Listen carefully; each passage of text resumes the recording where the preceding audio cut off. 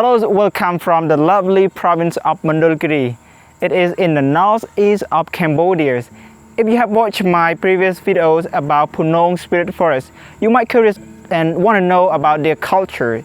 So in today's video, I'm going to meet a lovely Punoong family and try to learn about their culture as well as their costumes.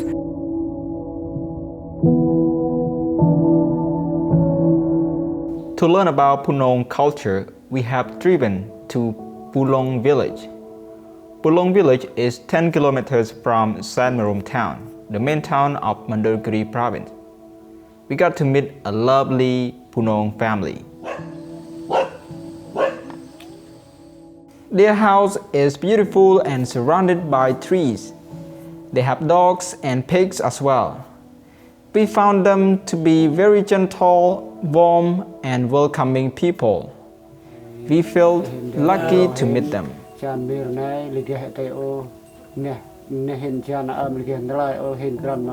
We sat down with our guide, Mr. Cham, who can speak the Punoung language, and had a very long conversation with the family. And we learned so much about their culture and daily life. The Punoung have their own language. The language can be spoken but doesn't have its own script.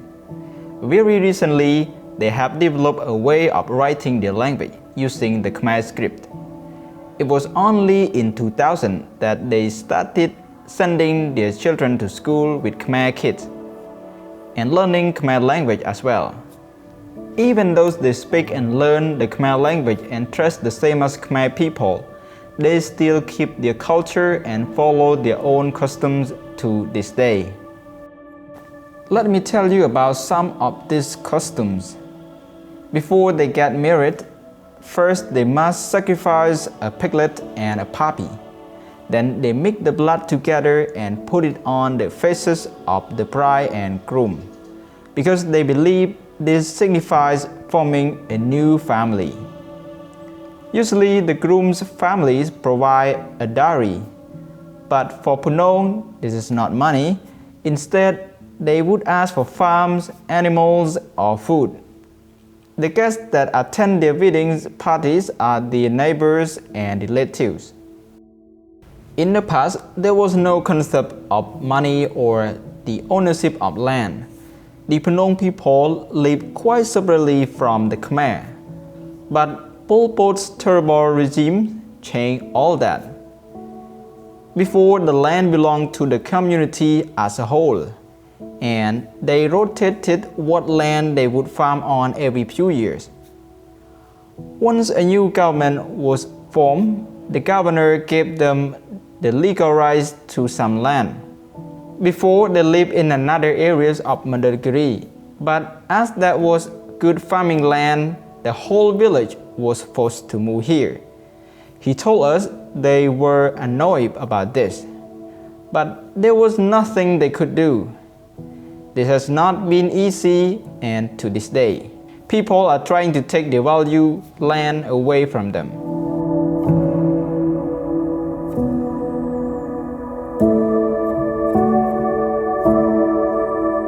The Punoung funerals are completely different from Khmer ones.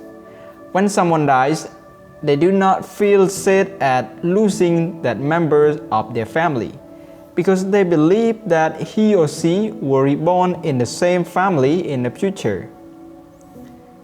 They do have a celebration like a party with their relatives and neighbors, but there's no crying at all. Traditionally, they would move their village when someone died. They would take their houses to pieces and rebuild them in a new location, because they believed that that place was no longer lucky. Today, they cannot do that anymore, as the Cambodian government does not allow it. So they have to live in the same place and have a cemetery. If someone died by accident, the neighbors will not join the funeral. They believe that that person angered the spirits and they don't want any part of it. The Punoung have their own way of treating illnesses and injuries. They use medicinal plants to heal people. Unfortunately, a lot of the ancient knowledge of healing was lost during Khmer rule's time.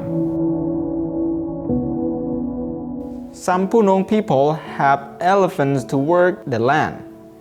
During Pol Pot regime, they used these elephants to transport weapons.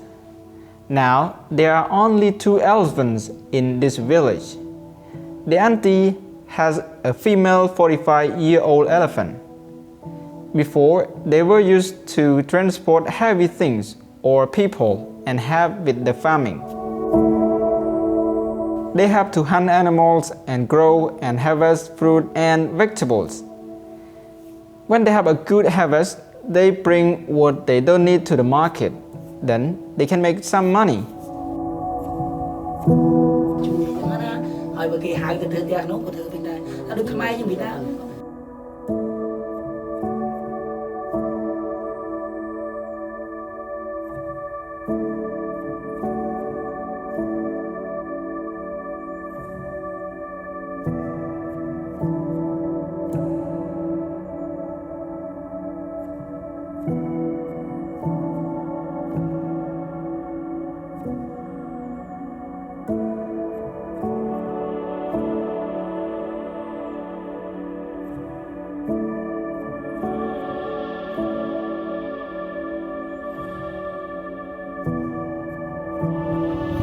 Here's the traditional house of Punoung people, and it takes about 5 months to build the house, and it really depends on how many people will come to help to build the house.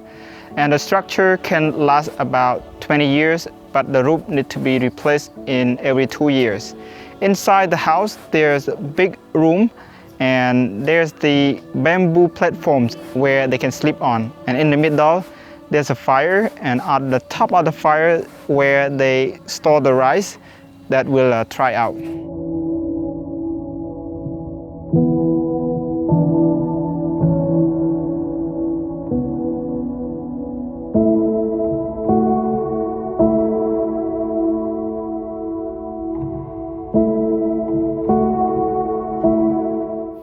Here's a basket that Punoung people use to harvest their rice. There are 2 types of basket, the smaller one and the bigger one. The smaller you need to put like this, and then you start harvesting the rice. And when this basket full, just take that up and pour into the bigger one. And then when the bigger one is full, you just put it just at your back, just behind like this, and walk home with this. And this weigh about 15 kilograms.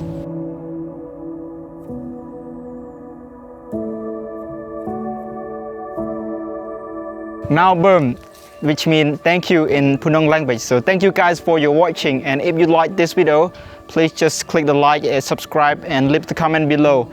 And be sure to check out the rest of our videos in Mondolkiri series. Thank you, and we will see you in our next videos. Bye.